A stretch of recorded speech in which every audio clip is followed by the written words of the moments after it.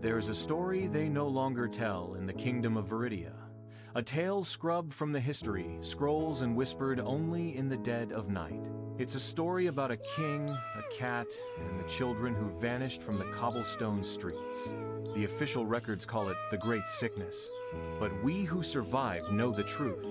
I was a scullery maid in the castle, and I saw what the king fed to his beloved pet. My name is Alara, and this is the secret that has haunted me for 60 years. The horror began not with a scream, but with a scent. King Theron's cat, Onyx, was a creature of unnatural size, with fur as black as a starless night and eyes that glowed like embers. He was never seen eating the heaping platters of meat from the kitchens. Instead, a peculiar, coppery, sweet smell would waft from the king's private tower, a smell I knew intimately. It was the scent of fresh blood, but with a faint, milky undertone that made my stomach clench. The first child disappeared from the weaver's quarter. The criers called it a tragic accident. Then a second vanished, and a third. Panic began to curdle the city air. Parents locked their doors at dusk, and the joyful chaos of playing children was replaced by a fearful, watchful silence. In the castle, life was a bizarre pantomime of normality. I'd scrub pots until my hands were raw. The king hosted lavish feasts and doted on Onyx, brushing the beast's fur with a solid gold comb. The cat would purr, a sound like grinding stones. But the clues were there. The king's new decree: all orphan children were to be brought to the castle for care and education. They never came back out.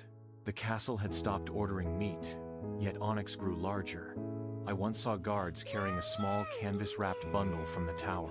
A single, pale hand tipped with dirty fingernails slipped from the folds. If you have ever loved a child, you will understand the icy terror that gripped my heart.